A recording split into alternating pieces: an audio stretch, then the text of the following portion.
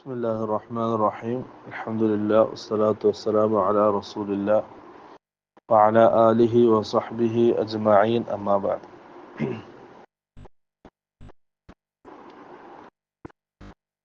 നമ്മൾ റിയാദ് സാലിഹിലെ ബാബു നിയ്യത്ത് ഇഖ്ലാസുമായി ബന്ധപ്പെട്ട ഹദീത്താണ് വായിക്കുന്നത്.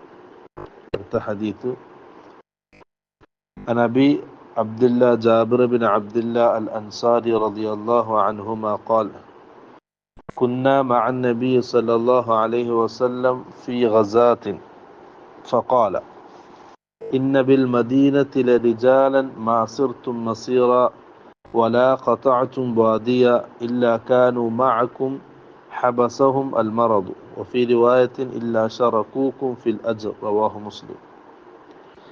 ജാബിർ ബിൻ അബ്ദുല്ല റളിയല്ലാഹു അൻഹു ഉദ്ധരിക്കുന്ന ഹദീസാണ്. സഹാബി പറയാണ്, ഞങ്ങൾ റസൂൽ സല്ലല്ലാഹു അലൈഹി വസല്ലമയുടെ കൂടെ ഒരു യുദ്ധത്തിന്റെ യാത്രയിലായിരുന്നു, യുദ്ധത്തിന് വേണ്ടിയുള്ള യാത്രയിലായിരുന്നു.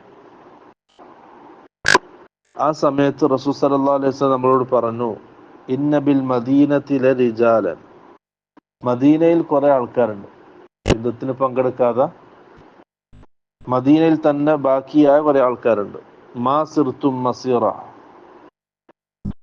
നിങ്ങൾ സഞ്ചരിച്ചു, യാത്ര, അല്ലാഹുവിന്റെ മാർഗത്തിൽ യാത്ര ചെയ്തു, അതിനൊക്കെ പ്രതിഫലം രേഖപ്പെടുത്തി, നിങ്ങൾക്ക് വേണ്ടി അതിന്റെ പ്രതിഫലം രേഖപ്പെടുത്തി. വലാ ഖതഅതും വാദിയ, നിങ്ങൾ കുറെ താഴ്വാരങ്ങളൊക്കെ മുറിച്ചു കടന്ന് വലിയ ദീർഘമായ യാത്ര ചെയ്തു.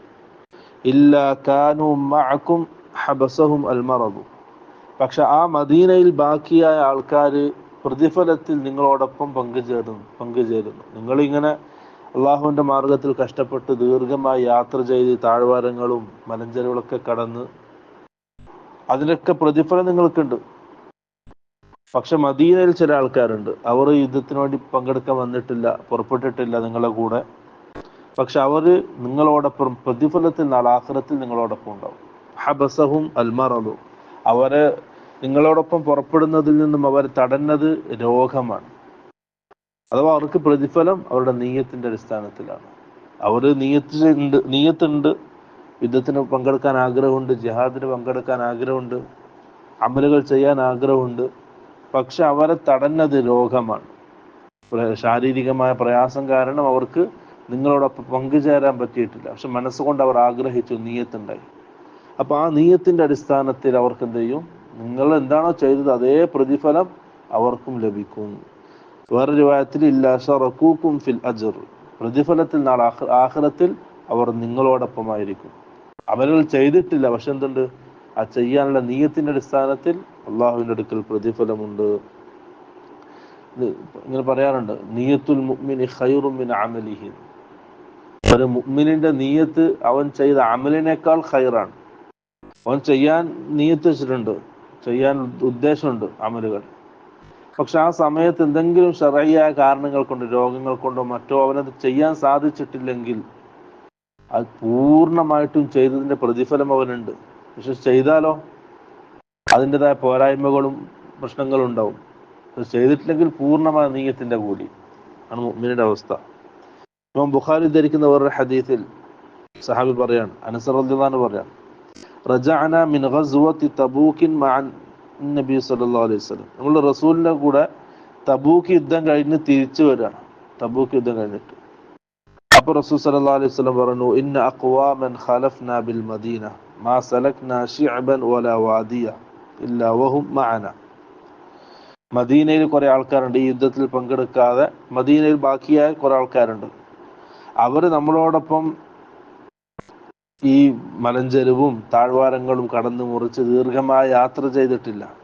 പക്ഷെ ഇല്ലാ വഹും മഅന, അവർ നമ്മളോടൊപ്പം നാളെ ആഖിറത്തിൽ പ്രതിഫലത്തിൽ നമ്മളോടൊപ്പമുണ്ട്. ഹബസഹും അൽ ഉദുറു, ശർഅ അനുവദിക്കുന്ന കാരണങ്ങൾ കൊണ്ടാണ് അവർ വരാതിരുന്നത്. അവിടെ നീയത്തിന്റെ പ്രാധാന്യമാണ് ഈ രണ്ട് ഹദീസിലും പഠിപ്പിക്കുന്നത്. നമ്മളൊരു അമൽ ചെയ്യാൻ നീയത്ത് ചെയ്തു, പക്ഷെ ശാരീരികമായോ എന്തെങ്കിലും പ്രയാസങ്ങൾ കൊണ്ട് നമുക്കത് ചെയ്യാൻ പറ്റിയിട്ടില്ലെങ്കിൽ നമ്മുടെ നീയത്തിന്റെ അടിസ്ഥാനത്തിൽ ആഖിറത്തിൽ നമുക്ക് പ്രതിഫലം രേഖപ്പെടുത്തും എന്നുള്ളതാണ്. റസൂൽ സല്ലല്ലാഹു അലൈഹി വസല്ലം പറഞ്ഞു, ഒരു മുഅ്മിൻ ഒരു അമൽ ചെയ്യാൻ ഉദ്ദേശിച്ചു, നീയത്ത് ചെയ്തു, അള്ളാഹു അവനൊരു പ്രതിഫലം രേഖപ്പെടുത്തും. അങ്ങനെ അമൽ ചെയ്താലോ 10 ഇരട്ടി പ്രതിഫലം അതിന് രേഖപ്പെടുത്തും. ഒരാളൊരു തിന്മ ചെയ്യാൻ ഉദ്ദേശിച്ചു, അള്ളാഹു തിന്മ രേഖപ്പെടുത്തൂല. തിന്മ ചെയ്യാൻ ഉദ്ദേശിച്ചാൽ തിന്മ രേഖപ്പെടുത്തൂല. എന്നാൽ ആ തിന്മ ചെയ്താലോ അതിനൊരു തിന്മയാണ് അള്ളാഹു സുബ്ഹാനഹു വ തആല രേഖപ്പെടുത്തുന്നത്. അത് വലിയ കരുണയാണ് അള്ളാഹു മുഅ്മിനീങ്ങളോട് കാണിക്കുന്നത്. അപ്പൊ എന്തിനും നല്ല നീയത്ത് വെക്കുക. ആ നീയത്തിന്റെ അടിസ്ഥാനത്തിൽ ആഖിറത്തിൽ പ്രതിഫലമുണ്ട്. ഇനി ചില ആൾക്കാർ ഈ വലിയ ത്യാഗം അനുസരിച്ച് അമൽ ചെയ്തു, അവന്റെ നീയത്ത് ശരിയില്ലെങ്കിൽ നാളെ ആഖിറത്തിൽ ഒന്നും ഉണ്ടാവില്ല. അപ്പൊ എപ്പോഴും നമ്മൾ ശ്രദ്ധിക്കേണ്ടത് നമ്മുടെ നീയത്താണ്, ഇഖ്ലാസ്. അള്ളാഹു മാത്രമേ അറിയൂ, വേറെ ആരും അറിയില്ല. നമ്മുടെ മനസ്സിന്റെ ഉള്ളിലുള്ളത് അള്ളാഹു മാത്രമേ അറിയൂ, വേറെ ആൾക്ക് അത് അറിയാൻ കഴിയില്ല.